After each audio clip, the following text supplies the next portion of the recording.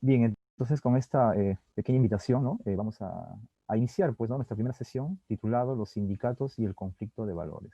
El autor que nos reúne esta tarde es pues un pensador muy interesante que quizás ustedes habrán oído, ¿no? En algún curso, en alguna lectura personal, en alguna formación autodidacta, etcétera, ¿no? De repente en un curso de posgrado, etcétera. Me refiero pues a este pensador alemán, ¿no? De principios del siglo XX, llamado Max Weber, ¿no? Básicamente se lo conoce como un sociólogo, ¿no? Economista incluso, historiador alguno, es un historiador para algunos, pero nosotros también desde la filosofía podemos rescatarlo, digamos, para nuestras canteras, ¿no? Que si bien es cierto, no tiene tratados filosóficos, ¿no? En el sentido literal de la palabra.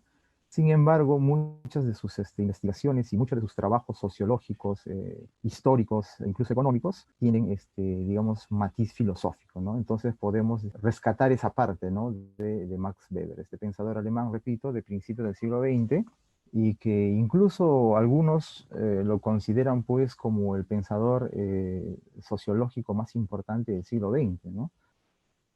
Eso tomando en cuenta de que, digamos, unos años antes estuvo otro pensador al que también se asocia mucho con la sociología, con la historia, con la economía, con la política, que es el caso de Carlos Marx, ¿no? Entonces, si el siglo XIX, dicen algunos autores, tuvo a Marx, el siglo XX, pues, ha tenido a Max Weber, ¿no? Ahora, hay muchos tópicos, ¿no? Muchos temas que se pueden abordar de Weber, pero en este caso, ¿no? Para nuestra reunión, me he querido centrar básicamente acerca de una teoría muy interesante que él tiene, que se llama acerca del problema del valor, ¿no? Repito, como la reunión hoy día trata sobre valores sindicales o el conflicto de valores, vamos a ver ese tema en este pensador, ¿no? El problema de los valores. Solo para ubicarlos brevemente, ¿no? Porque el tema es un poco amplio. A principios del siglo XX, algunas ciencias, que hoy día ya pues nadie discute su, digamos, su estatuto científico, pero a principios del siglo XX se empieza pues, ¿no? a gestar una discusión en el mundo académico de cuál es el carácter científico, por ejemplo, de la historia, o de la sociología, ¿no? O de la antropología, la economía, el derecho. Otras ciencias, las llamadas ciencias naturales, no eran pues, digamos, puestas en tela de juicio porque no se dudaba de su cientificidad, ¿no? Es decir, se asumía de que la física, la química, la biología eran ciencias. En cambio, ese mismo trato no se daba pues a las llamadas ciencias sociales, en este caso la sociología, la historia, la economía, el derecho, ¿no? Incluso la psicología. Ahora, una de las razones para dudar de la llamada cientificidad de estas ciencias sociales era pues el problema de los valores. Es decir, por ejemplo, ¿no? Cuando un historiador quiere abordar un fenómeno, obviamente histórico, o un hecho histórico, ¿qué tan objetivo puede ser en su acercamiento? ¿No? Primero, porque este historiador, esta persona, este ser humano, vive, ¿no? en una sociedad, por lo tanto también es partícipe, ¿no? de la idiosincrasia, de la cultura, ¿no? de la peculiaridad de su sociedad. Entonces, ¿hasta qué punto puede abordar de manera objetiva un hecho de carácter social, ¿no? Por ejemplo, si yo soy un historiador que desde muy pequeño he sido formado en una moral, digamos, puritana, como por ejemplo como sociólogo podría abordar un fenómeno social que no se puede dejar de lado y que es importante, ¿no? digamos, rastrear, investigar y sacar algunas ideas al respecto. Por ejemplo, el caso de, digamos, de la prostitución o el caso, digamos, ¿no? del pandillaje, ¿no? Es decir, ¿de qué manera puedo abordar ese problema sin que termine cayendo en un sesgo? O mejor dicho, ¿cómo evitar que el historiador o el sociólogo o cualquier científico social no esté pasando de contrabando sus propios criterios personales, ¿no? Y que termine usando su ciencia, su conocimiento, para justificar cierta valoración, ¿no? Cierta toma de posición, para concluir, por ejemplo, que la prostitución es mala o que la prostitución es buena, o sea, para no calificarlo en ese tipo de, o para no, mejor dicho, reducirlo a ese tipo de calificativos, ¿no? Bueno, malo, correcto, incorrecto, ¿no? Porque tranquilamente, si uno defiende con sus ideas, con sus teorías, cierto valor, tranquilamente alguien podría defender lo mismo, pero desde otro valor, ¿no? para ponerlo en una situación más concreta, ¿no? Es decir, un historiador peruano que trate de reconstruir la guerra con Chile, tranquilamente podría tener su contraparte, ¿no? De un historiador chileno que más bien el mismo suceso sea estudiado, pero llegando a diferentes tipos de conclusiones, ¿no? Entonces Max Weber notaba que a principios del siglo XX la sociología en su país y en general en Europa estaba ideologizado, ¿no? Es decir, casi siempre cuando se trataba de un trabajo sociológico, jurídico, económico, casi siempre era entre sus colegas, ¿no? De preguntarse a qué tendencia o qué tendencia tiene, ¿no? O qué corriente pertenece, ¿no?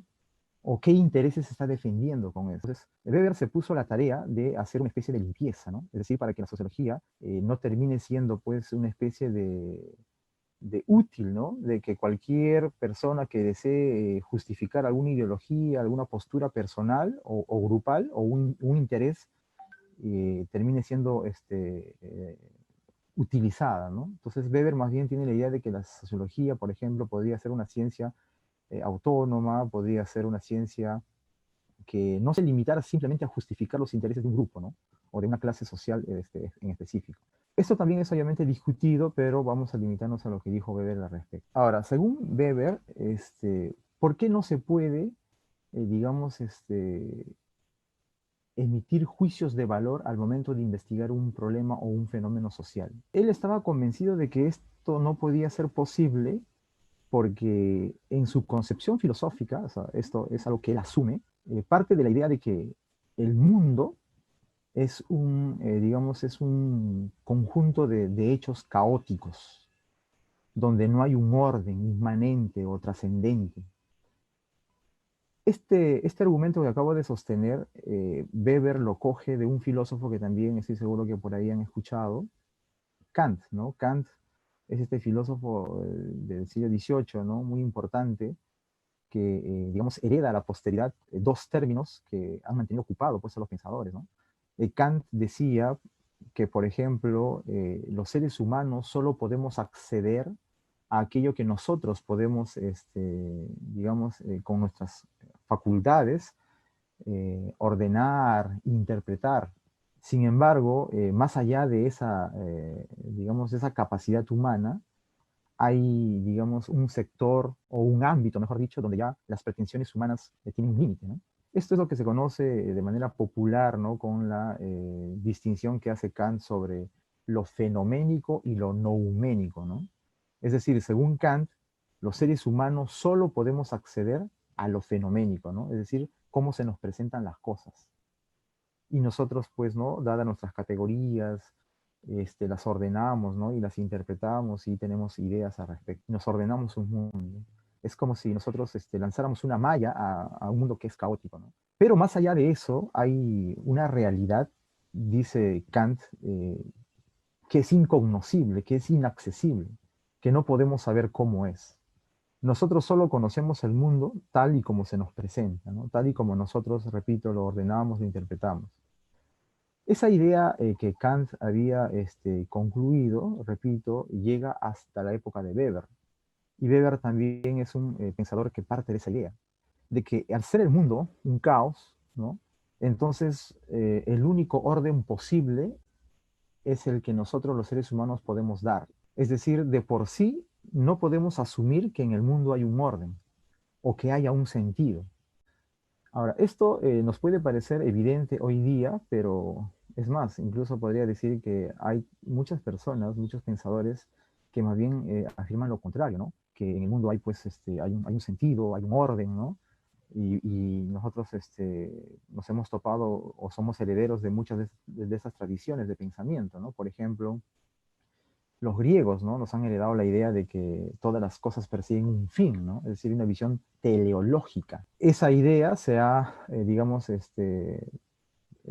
acomodado y ha adquirido nueva forma en el cristianismo, ¿no? El cristianismo también es de los que ha dejado, ¿no? La posteridad la idea de que hay, pues, una providencia, ¿no? Es decir, la historia tiene un inicio y está guiada y tiene un final, ¿no? O sea, hay un orden, ¿no? O sea, nada sucede porque sí, el cristianismo. Luego ya más contemporáneamente, ¿no? Los ilustrados, por ejemplo, y en este caso un gran heredero de la ilustración, Hegel, ¿no? Decía más bien que la historia es un orden, ¿no? Es decir, la historia es racional. Incluso cosas que no entendemos en un determinado momento, con el paso del tiempo, estas adquieren ese orden racional y son comprendidas, ¿no? Por eso la razón misma incluso necesita madurar, ¿no? Para entender ese orden que hay. O sea, la historia no es azarosa, hay un orden, ¿no?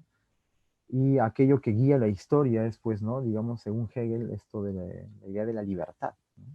Todo lo que los hombres hacen, lo hacen, pues, porque estamos persiguiendo algo más grande, que es la libertad, ¿no? Entonces, como se dan cuenta, hay tradiciones que más bien piensan lo contrario, ¿no? Y Weber está en el otro lado, ¿no? O sea, tomando en cuenta a Kant, Weber es de los que piensa que en el mundo no hay un orden, no hay un sentido.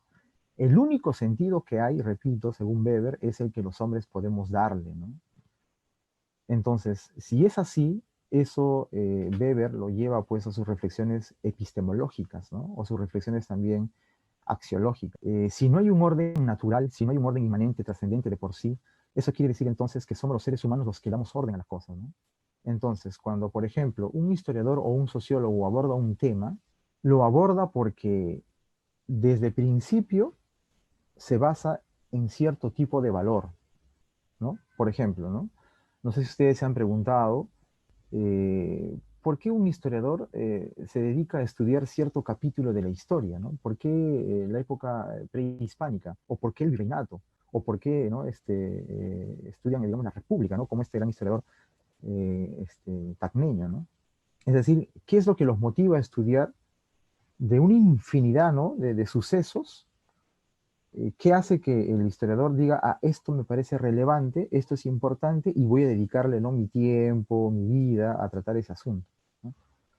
Weber dice que esto es posible porque en este caso el investigador parte de la idea de que hay algo que es valioso, ¿no? Que este valor es lo que, digamos, sirve como punto de partida para escoger de una infinidad de sucesos el suceso que va a estudiar, ¿no? Ahora, Weber dice, eso es algo que realizan todos los investigadores, no solamente los que se dedican a las ciencias sociales, ¿no? Incluso las ciencias naturales. Hasta ahí no hay problema, dice Weber, ¿no? Es decir, que tú te bases en un valor para poder decidir qué es lo importante y qué es lo que vas a estudiar, eso digamos, no es ninguna dificultad. El problema radica, dice Weber, cuando escoges un tema motivado por cierto valor y cuando ya estás en el proceso de investigación y empiezas a adquirir tus primeros resultados, tú termines calificando esos resultados como correctos o incorrectos, como buenos o malos, como adecuados o inadecuados, ¿no? Es decir, cuando tú empieces a justificar, pero eso ya no pertenece, dice Weber, ¿no? al proceso propio de la investigación, sino que eso ya pertenece, dice Weber, a tu preferencia personal, individual. Por ejemplo, dos economistas quieren estudiar, ¿no? el problema de la propiedad privada, pero si parten de ciertos valores de carácter epistemológico, como por ejemplo, ¿no? ambos quieren de manera coherente hacer un estudio, ¿no? de cómo se originó la propiedad privada, ¿no? Entonces, si parten de ese valor de la coherencia para poder hacer sus investigaciones, no hay ningún problema, porque claro, ¿no? Es eso lo que los va a guiar para que puedan empezar la investigación y el proceso de búsqueda de información y etcétera, ¿no? Pero cuando una vez se consiguen sus resultados, ¿no? Digamos que uno de ellos simpatiza más con las ideas liberales, ¿no? Que de alguna manera también justifica el capitalismo. Mientras que el otro economista, digamos, ¿no? Más bien está formado o ha sido influido, ¿no? por sus amigos o sus profesores o los libros que ha leído, ¿no? o por su propia experiencia personal, está influido, digamos, por lo que llamamos, pues, ¿no? un socialista, ¿no? o una búsqueda de una sociedad comunista. Entonces, cuando ya empiezan a trasladar sus preferencias personales a los resultados que obtienen, esa investigación empieza a caer en una especie de sesgo y empieza a generar lo que él llama, pues, ¿no?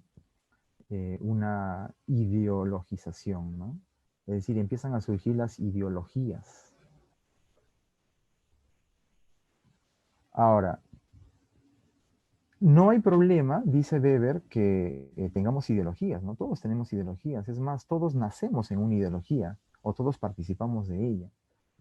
Pero en este caso Weber está sosteniendo que la ideología se hace un problema cuando tú intentas justificarla para menospreciar a los demás o para imponerte a los demás.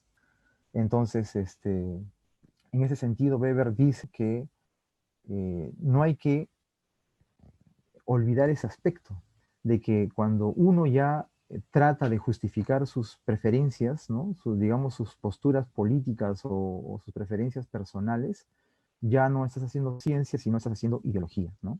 Ahora, cuando nos movemos en el plano de la ideología, surge un problema muy grave y muy delicado, y es justamente eso lo que luego ahorita voy a comentar en el asunto del sindicato, ¿no? Que cuando se trata de ideologías, la lucha es inevitable, ¿no? La lucha se perpetúa, ¿no? ¿Por qué? Porque no nos podemos poner de acuerdo. Esa es la razón de por qué ocurre, por ejemplo, no simpatizamos con un aprista o un fujimorista, o no sé, o quizás con algún izquierdista, ¿no? ¿Por qué? Porque llegas a un punto donde hay ciertas ideas, ciertos valores, ¿no? Que entre ellos se excluyen, ¿no? O sea, quizás haya un punto donde todavía puedan dialogar, puedan conversar, ¿no? Pero cuando ya se sigue, ¿no? Ciertos principios, ciertos valores, ya el diálogo se hace imposible, ¿no? Y por eso es que encontramos, como ustedes han sido testigos o son testigos en el día a día, esta lucha de ideas, ¿no? Es decir, vemos cómo pues en los diferentes aspectos de nuestra vida ocurre ese conflicto donde a veces no nos podemos poner de acuerdo, ¿no? Y esto va desde algo tan particular y simple como, por ejemplo, ¿no? En casa, a veces uno mismo, ¿no? Hay ciertas ideas o ciertos valores que uno asume, pero que ves que, digamos, no se ven reflejados en los demás miembros de tu familia. O a veces tú convencido de ese valor, a veces sin darte cuenta, terminas por querer imponer, ¿no? Que también otra persona asuma ese valor o en todo caso se identifique con ese valor, ¿no? Por ejemplo, si usted es un hombre muy disciplinado, también pues buscas que, ¿no? Las personas allegadas a ti también sean disciplinadas, ¿no? Pero llega un momento donde no puedes convencer a través del diálogo, sino que ya buscas imponerlo, a veces por la fuerza, ¿no? No sé, golpeas la mesa o levantas la voz, ¿no? Ahora, si ocurre eso en la familia, veamos el asunto a nivel más general, ¿no? Fíjese en la sociedad. ¿Cuántos grupos humanos hay en los diferentes ámbitos de la sociedad, ¿no? Piense usted en el aspecto religioso, ¿no? Este, Parecería pues que fuera un diálogo interminable e inacabable, por ejemplo, la que se pudiera dar entre un mormón y un evangelista, con el respeto de aquellos que lo son, ¿no? ¿Por qué? Porque a pesar de compartir ciertos puntos en común, llega un momento donde por sus valores, ¿no? No se pueden poner de acuerdo, ¿no? Por ejemplo, hay un grupo religioso, ¿no? Por ejemplo, que prohíbe a sus feligreses celebrar su cumpleaños, ¿no? Entonces, no los puedes convencer, porque si tú intentas convencerlo, ellos, digamos, ¿no? Se incomodan porque también ellos asumen que tú no entiendes sus razones, ¿no? E incluso la otra persona puede asumir que más bien es esa la que no tiene razón. Es decir, llega un punto donde no hay salida, no hay escapatoria, ¿no? Ahora, eso que puede ocurrir, ¿no? Así, digamos, de manera espontánea, se vuelve problemático cuando se agudiza, ¿no? Y es eso lo que ha dado paso posteriormente, pues, ¿no? Digamos, a cosas más fuertes como las guerras, por ejemplo, ¿no? ¿Qué sucede, por ejemplo, cuando dos grupos religiosos, ¿no? Intentan imponerse al otro? Y en ese intento, ¿no? Desprestigian, descalifican, deslegitiman al otro. Estamos pensando, por ejemplo, lo que sucedió ya ¿no? en Europa, ¿no? Con el caso de los nazis frente a los judíos, ¿no? O si no es en el aspecto religioso, en el aspecto político, ¿no? Fíjense ustedes cómo cuando se está convencido de ciertos valores y ya no puedes convencer mediante el diálogo, ¿no? Lo que haces es imponerlo por la fuerza. Y nosotros aquí en el Perú hemos sido testigos de eso, ¿no? Como ciertos grupos políticos convencidos de esos valores, que incluso tenían justificaciones, ¿no? En la historia, en la sociología, en la economía, pero una vez ideologizadas, repito lo que Weber llamaba la atención, ¿no? Cuando ya pasas del plano, ¿no? De la investigación y empiezas a justificar, ¿no? Tus preferencias, lo que terminas es creando una ideología. Y esa era la razón de por qué, y Weber ya lo había visto hace más de 100 años atrás, ¿no? De por qué se tenía que tener cuidado con las llamadas ciencias sociales, ¿no? ¿Por qué? Porque se hablaba pues de ciencias sociales burguesas, ¿no? Es decir, habían sociólogos, economistas que usaban su ciencia para justificar el statu quo de la burguesía, y otros decían, no, hay también, ¿no? Una ciencia social, ¿no? Hay economía, hay historia, hay sociología proletaria, ¿no? Que decir que tratan de contribuir en la lucha emancipadora. Entonces, se genera una situación de conflicto insalvable, ¿no? Es decir, que no se puede llegar a un acuerdo. Entonces, frente a esa situación, Weber, al notar, ¿no? Que estas luchas ideológicas se perpetúan y se agudizan, ¿no? Lo único que nos queda, decía él, es aceptar esa situación y superar, ¿no? Esa situación a través de lo que él denomina esta palabra que, bueno, no es una invención de él, pero le da otro sentido, ¿no? Weber decía que la única forma de sobrellevar esta situación conflictiva es apelando a la razón. Ahora, esto, repito, no es una invención de él, esto es también parte de una tradición que viene desde siglos atrás, ¿no? Por ejemplo, ya Descartes, que es uno de los filósofos que inicia la idea de que la razón es la que nos brinda las verdades, etcétera. Pero en el caso de Weber, cuando se refiere a razón, racionalidad, racionalismo, se refiere a que de todas las acciones humanas, ¿no? De todas las acciones que podamos tener, nuestras acciones racionales son las únicas que nos pueden permitir llegar a esta palabra que también se ha puesto muy de moda en la filosofía últimamente, ¿no? A un consenso. Es decir, y aquí paso al segundo punto, que es hablar acerca de los sindicatos, ¿no? Por ejemplo, ¿no? Siguiendo esas reflexiones de Weber acerca de que hay una lucha interminable, inacabable, ¿no? Entre ciertos valores que luego devienen en ideología y que se agudizan y que pueden llevarnos a crisis, y efectivamente nos han llevado guerras, conflictos religiosos, políticos, económicos, etcétera. Eso se traslada a algo más específico, ¿no? En este caso, los sindicatos y los empleadores. Nosotros sabemos que los sindicatos, ¿no? Son organizaciones humanas, y por ende, al ser organizaciones humanas, están caracterizadas, ¿no? Por un aspecto político. ¿A qué me refiero con esto, no? Ustedes, digamos, entienden mejor que yo ese asunto desde su perspectiva, en este caso, ¿no? Los que son especialistas en el derecho laboral, que los sindicatos son una organización humana, pero de aspecto político. ¿Por qué? Porque los sindicatos surgen a raíz de problemas generados en el ámbito de la política, ¿no? Es decir, ¿no? Cuando se implementan ciertas normas, ¿no? Ciertos decretos que terminan perjudicando a la población laboral, ¿no? Entonces, frente a esos problemas, ustedes, ¿no? Saben, los seres humanos, en este caso los trabajadores, se han visto en la necesidad de organizarse, ¿no? Y de todas las formas de organización, pues el sindicato es el que de alguna manera ha tratado de menguar esos problemas, ¿no? Entonces los sindicatos son organizaciones humanas de corte político. Ahora, si es así, estos sindicatos surgen a raíz ¿no? De asumir o de defender ciertos valores.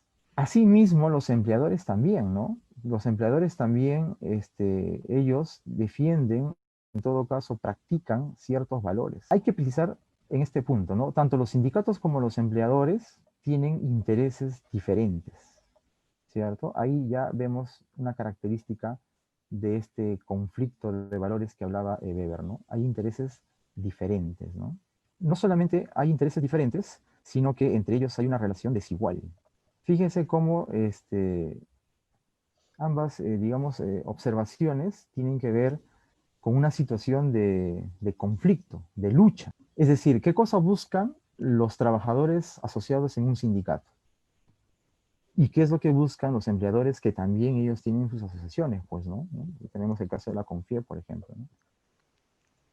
hay intereses diferentes, ¿no? No quiero ser específico en esto porque, repito, hay personas que deben saber más que yo en este asunto, pero de forma general, por ejemplo, ¿no? Los sindicatos tienen ciertos valores que quieren defender y es la razón de por qué ellos, digamos, se han unido, ¿no? Han constituido lo que llamamos el sindicato.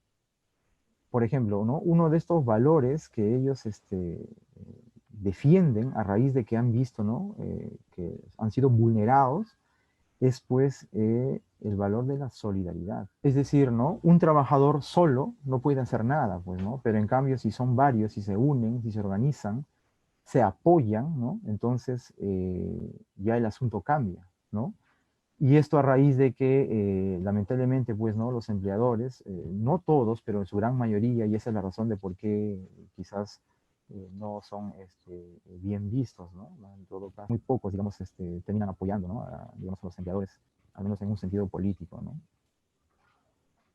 A raíz de que han vulnerado ese valor fundamental, ¿no? Es decir, tratan de desunirlos, tratan de separarlos, de aislarlos, y de esa manera es más fácil, pues, hacerlos caer en ciertas trampas legales, ¿no? Para perjudicarlos y para que ellos se puedan beneficiar.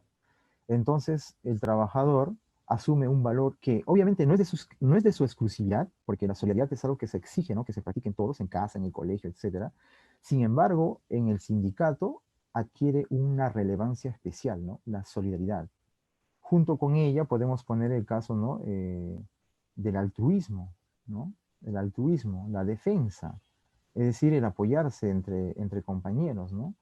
Esa capacidad de ponerse en el lugar del otro, porque si ahora él está siendo afectado, en algún momento también puedo ser afectado yo, ¿no? Entonces, tenemos que apoyarnos, ¿no? Tenemos que darnos las manos, ¿no? Entonces, si se afecta a uno, se puede afectar a todos, si se beneficia a uno, hay que beneficiarnos todos, ¿no? Entonces, es un valor muy importante de la solidaridad. Otro valor que también asume, ¿no? El sindicato, pues, es el de la unidad, que lo podemos poner en un par con el de la organización. Es decir, un valor importante del sindicato es que se trate de buscar, ¿no? Ciertas reivindicaciones o ciertas exigencias que no solamente beneficien a un grupo, ¿no? Sino a la totalidad.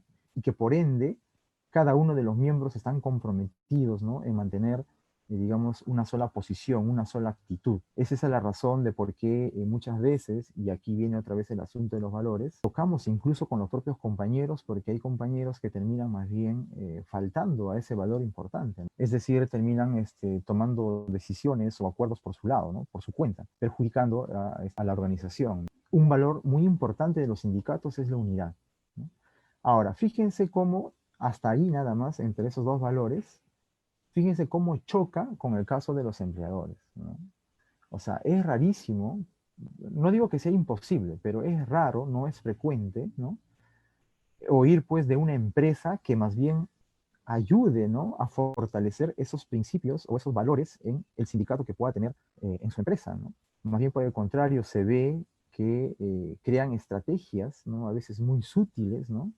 Para romper esa unidad o para, digamos, generar discordia entre los trabajadores, ¿no? Entonces, a veces empiezan a contratar ciertas personas para hostigar a otras, y entre ellos empiezan, pues, ¿no? A haber discrepancias, ¿no? O se hacen acuerdos bajo la mesa, ¿no? Con ciertos trabajadores para que puedan, ¿no? Ir mermando esa unidad, ¿no? Entonces, es decir, es como si los empleadores, por su propia condición de empleadores, tuvieran que asumir lo que se llama, pues, ¿no? En axiología, su contravalor, ¿no? El contravalor, ¿no? Es decir, fomentar, digamos, el individualismo, el egoísmo, ¿no? Porque, repito, así como los sindicalistas exigen y defienden ciertos valores, los empleadores también, ¿no? Defienden y exigen ciertos valores, pues, ¿no? Pero, basándonos en nuestras experiencias, podemos concluir, ¿no? Que eh, chocan, ¿no? Es decir, terminan generando un conflicto, ¿no? Otro valor que también los sindicalistas, digamos, defienden, y es la razón de su existencia, ¿no? De su conformación, es pues el de la dignidad. Nosotros hemos visto muchas veces cómo se atropellan los derechos de los trabajadores o incluso, pues, ¿no? Se los trata como cualquier pieza, ¿no? Intercambiable. Personas que sacrifican muchas cosas a nivel personal para, digamos, dedicarle tiempo, ¿no? A la empresa, incluso algunos años, ¿no? Y luego terminan pues en desventaja, ¿no? Ya sea por el despido o porque les recortan sus derechos, o no les reconocen ciertas cosas que deberían, ¿no? Entonces, la dignidad es un valor universal que se exige en todo ser humano, pero en este aspecto, repito, adquiere una relevancia porque vemos que en países como el nuestro, ¿no? Los trabajadores, pues, lamentablemente, no tienen el peso que deberían tener, ¿no? Hemos visto en las noticias que salen, ¿no? A diario o últimamente, cómo nos hacen notar en términos axiológicos, ¿no? Valorativos, que los empresarios son más valiosos que los trabajadores, ¿no? Es decir, esa es la información sutil que nos dan, ¿no? Es decir, nos hacen creer de que sin ellos no podríamos salir de nuestro estancamiento económico o que no podríamos reactivar, ¿no? En nuestra economía. Eso obviamente tiene un sesgo, ¿no? Y en cambio, más bien, los trabajadores de alguna manera se les presenta, pues, ¿no? Como revoltosos, como inconformes, como que están pidiendo cosas imposibles, ¿no? Por ejemplo, está exigiendo, ¿no? Que se devuelva los aportes de la ONP y pues han empezado, ¿no? A salir un montón de personas escandalizadas que eso no es posible, ¿no? Lo que se exige más bien es atentar contra la economía nacional, etcétera, ¿no? Pero si sale, por ejemplo, ¿no? Digamos, las empresas a exigir ¿no? Ciertos beneficios, ¿no? O ciertas salidas para que puedan seguir laborando en el país, se le da casi todas las facilidades, ¿no? Entonces, eso tiene que ver, ¿no? Con lo que llamamos comúnmente, pues, el respeto, ¿no? Es decir, en qué nivel de respeto se tiene al trabajador, ¿no? Asimismo, otro valor que también caracteriza al sindicato y que de alguna manera genera un antivalor en la otra parte es pues el de la autonomía. Es una palabra muy discutida, ¿no? Muy polémica, pero entendemos por autonomía pues no esa capacidad que tenemos de ser independientes, ¿no? Pero en este caso del sindicato hablamos de independencia política, ¿no? Es decir, los sindicatos se caracterizan, pues, ¿no? Por tener sus propios, ¿no? Sus propios estatutos, sus propias normas, ¿no? Y que sus actividades no deben ser interferidas o no deben ser premeditadas, ¿no? Por entes o agentes externos al propio sindicato, ¿no? Porque también esto, digamos, es algo que ha caracterizado históricamente, ¿no? A ciertos sindicatos que terminan, pues, ¿no? De alguna manera olvidando su papel político y más bien le hacen juego, pues, ¿no? Al partidismo. Es decir, cómo ciertos grupos políticos terminan usando a los sindicatos, ¿no? Para buscar ciertos fines de carácter político, pero partidario, ¿no? Y se ha visto cómo hay infiltrados, ¿no? Es decir, hay trabajadores que son captados, ¿no? Para poder hacer proselitismo incluso, ¿no? Y esa era la razón de por qué es interesante tocar el asunto de hasta qué punto un sindicato puede politizarse o participar de política o en qué sentido, ¿no? Bueno, el caso es que, repito, estas cuestiones afectan un valor muy importante del sindicato que sería, pues, ¿no? El de la autonomía, la independencia política, ¿no? Que es un valor que caracteriza al sindicato o al sindicalizado, ¿no?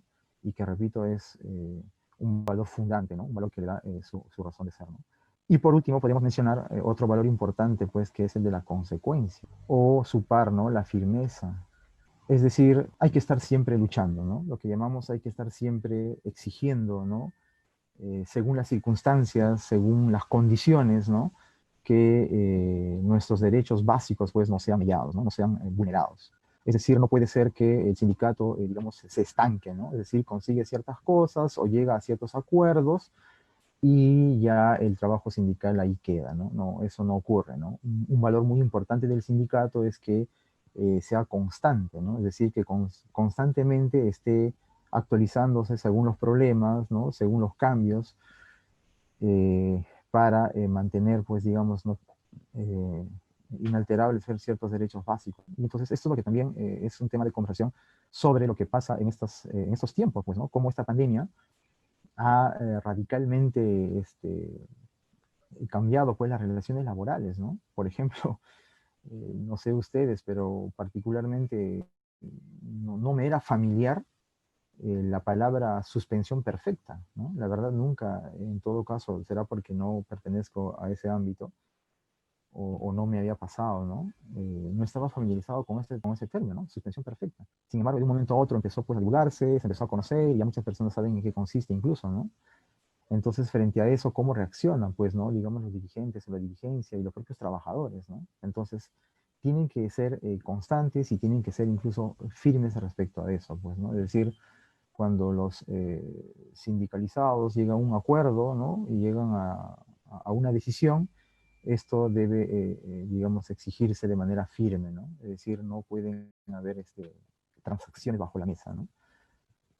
Bien, ahora, si esto es así, entonces uno podría pensar, entonces, si hay un conflicto de valores, ¿no? Donde uno, al afirmar un valor, la otra parte, digamos, lo niega, ¿no? Es decir, ¿no? Por ejemplo, si los sindicatos afirman el valor de la solidaridad, compañeros, hay que apoyarnos, ¿no? Hay que ayudarnos mutuamente. Sin embargo, notamos que hay empleadores que más bien fomentan el antivalor. Entonces, si es así, si esto es una lucha constante, ¿no? Así como decía Weber, esto es una lucha ideológica a todo nivel y que esto no tiene fin, entonces, en medio de eso, ¿cómo es posible la convivencia? Es cierto, ¿no? Un mormón de alguna manera no está de acuerdo con un evangelista o con un cristiano. Es cierto, ¿no? Hay puntos de discrepancia entre un izquierdista y un fujimorista o entre un liberal y un socialista. A pesar de esas tomas de posición de valores distintos, ¿no? A pesar de eso, ¿cómo es posible que podamos convivir? Por ejemplo, es cierto, ¿no? Que no hemos oído todavía y esperemos que no digamos nunca, ¿no? Una guerra religiosa en nuestro país, ¿no? Es decir, que mañana, digamos, cierto grupo religioso convencido de sus ideas, termine pues aplicándolas y buscando de forma radical que todos aquellos que no piensen como ellos sean, no sé, exterminados o perseguidos o qué sé yo, ¿no? ¿Cómo es posible eso, ¿no? Ante la diversidad valorativa, ante la diversidad ideológica, ¿cómo es posible que podamos convivir, ¿no? Porque si esto es así, entonces esto es una guerra constante. En ese sentido, Weber es interesante, digamos, es realista, ¿no? A diferencia de algunos otros pensadores que más bien tienen, digamos, una especie de sueño utópico, ¿no? Por ejemplo, ese es el caso de Marx, ¿no? Marx, los que han leído algo sobre él, recordarán que según él, ¿no? La historia humana, la verdadera historia humana recién comienza cuando desaparezca la propiedad privada, cuando desaparezca el Estado, ¿no?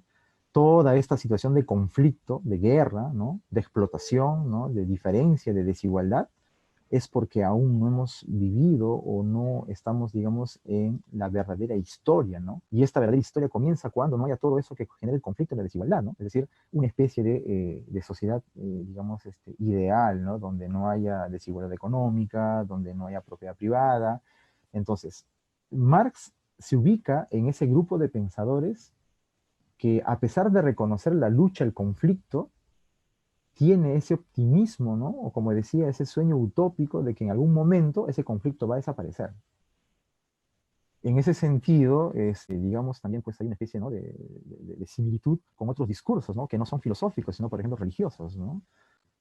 Todos los que de una manera, ¿no? Digamos, practican la fe católica, por ejemplo, tenemos la idea, ¿no? De que en algún momento, ¿no? Esta época de sufrimiento, ¿no? De lucha, de enfrentamiento entre nosotros, habrá de terminar, pues, ¿no? Digamos, un juicio final, ¿no? Donde se ponga orden en las cosas y los que la merezcan estén en un lugar armonioso, ¿no? Y los que no, van a tener que pagar sus culpas, ¿no? Ya, perdón, Max Weber, no se ubica en esa línea, ¿no? Max Weber está más bien en esa tradición que viene, digamos, desde los sofistas, desde Maquiavelo, ¿no? Desde Hobbes, que piensa de que la lucha entre los seres humanos es interminable, ¿no? Que esto no va a terminar, que esto no tiene fin y que el único orden que podemos pedir es pues el que, digamos, nosotros podemos realizar, ¿no? Ahora, toda pretensión de orden para Weber es limitado. Mira, esa es la parte realista de Weber, ¿no? Es decir, cualquier intento de querer terminar este orden es limitado, no puede ser absoluto. Simplemente Weber es de los que no piensa de que este conflicto se va a terminar, ¿no? O sea, siempre vamos a estar en esa lucha constante, ¿no? Ahora, pero eso no quiere decir que no hagamos nada y que simplemente nos abandonemos, pues entonces, ¿no? a una lucha interminable y simplemente aceptemos esa triste realidad. Weber por ahí, ¿no? A pesar de reconocer esta lucha eterna o digamos, constante de estos valores, dice que de todas las actividades que el ser humano puede realizar, o de todas las capacidades que el hombre puede haber desarrollado, es su capacidad racional la que de alguna manera puede llevarlo, ¿no? A cierto acuerdo, ¿no? A cierto consenso. Pero, y aquí sí, nuevamente su realismo, no hay que pensar que porque se llegue a un acuerdo vamos a estar del todo satisfechos, ¿no? O del todo complacidos. Y esa es la razón de por qué, por ejemplo, regresando a lo que estamos tratando, ¿no? De los sindicatos y los empleadores, a pesar de que nosotros como trabajadores de una empresa estemos inconformes, hay ciertos acuerdos que hemos llegado, pero no estamos del todo, digamos, convencidos, ¿no? Y esa es la razón de por qué estamos esperando cualquier situación para cambiar de trabajo, ¿no? O para exigir, ¿no? Digamos, la mejora en el sueldo, o simplemente para terminar la relación laboral, ¿no? Es decir, es cierto, a través de la dirigencia o de manera personal, ¿no? Se puede conversar con los empleadores y llegar a un acuerdo sobre tal o cual situación, pero no es, digamos, pleno, y tampoco puede serlo, ¿no? Porque, repito, partimos de ciertos valores distintos, ¿no? Que en algún momento nos van a llevar a una situación conflictiva, ¿no? Entonces, lo único que nos queda, decía Weber, es practicar, primero en un sentido psicológico, ¿no? Porque también es eso, somos seres psicológicos, practicar en un primer momento el autodominio, ¿no? Es decir, los valores, cuando uno los asume, uno se apasiona, ¿no? Cuando uno se identifica con cierto valor, termina mostrando posiciones, ¿no? Entonces, puedes terminar en una situación, digamos, irracional, ¿no? O lo que se llama fanatismo, ¿no? Porque hay fanatismo político, religioso, etcétera, ¿no? Entonces, lo primero que se tiene que hacer es practicar lo que decía Weber, ¿no? El autodominio. Una vez que practiques el autodominio, ¿no? Es decir, que trates de controlar, ¿no? Tus emociones o tus arranques, ¿no? Emotivos, tienes que entender que esas reacciones no te pueden llevar, digamos, a una salida de la situación. Lo que más bien podrías hacer es buscar lo que hoy día se habla tanto, ¿no? Y por eso es que Weber es importante, el diálogo, ¿no? El diálogo, el consenso, el acuerdo. Pero siempre, repito una vez más para terminar, estos acuerdos siempre van a ser insatisfactorios, ¿no? No se puede llegar a un acuerdo pleno, ¿no? Quizás de manera ideal es lo que uno espera, pero no ocurre eso, ¿no? Entonces, por ahí una vez escuché decir, ¿no? ¿Y cómo podemos hacer, ¿no? Porque la situación es tensa, es estresante, ¿no? Porque yo no sé qué hacer, ¿no? Llevo años en la empresa o no sé, hay cosas que quisiera cambiar, modificar, pero no puedo porque necesito el trabajo, ¿no? Entonces, lo que nos diría Weber simplemente es eso, ¿no? Es decir, aceptar esa situación de conflicto y que hay que estar siempre pendientes, ¿no? De, digamos, la oportunidad para poder conciliar o simplemente estar siempre innovando, ¿no? Para que no podamos terminar dependiendo de un solo lugar, en este caso, lugar de trabajo, ¿no? He podido de repente, no sé, sugerir alguna idea, algún comentario al respecto, ¿no? Estoy también presto a oírlo, ¿no? Ya he tenido mis minutos de exposición, así que con gusto puedo oír también sus preguntas o comentarios o sugerencias, ¿no? Una pregunta, un comentario por ahí. Justamente la parte final que señalabas tiene mucho que ver con el tema de la tolerancia, ¿no? Justo te escribía por interno que a veces dentro de los sindicatos también, no sé si a nivel de principio, pero y en general en todo tipo de organización, entiendo, debe de practicarse mucho el tema de la tolerancia, ¿no? Eh, o sea, ¿de cuál es el punto de vista filosófico? No sé cómo es la explicación a este tema, ¿no? Porque si no, terminan primando los caudillismos y caudillo que pierde termina saliendo del sindicato y armando su propio sindicato y cosas por el estilo, por ejemplo. Ah, claro, sí, esa es una buena observación, ¿no? Lo que sucede, mira, no podemos desvincular el aspecto psicológico, ¿no? Es decir, eh, digamos, el temperamento que caracteriza a cada persona, ¿no? A cada ser humano. En este caso de los sindicatos, justamente por eso es importante, ¿no? Digamos, desarrollar también ese, ese sentido de, digamos, de saber diferenciar entre las personas para, digamos, otorgarles, ¿no? Cierta representación. Es decir, hay que saber elegir, ¿no? Hay que saber a quién le vamos a delegar, ¿no? Digamos, facultades que uno no va a poder tener o ejercer. A veces ocurre en ciertos sindicatos que sus dirigentes son personas autoritarias, ¿no?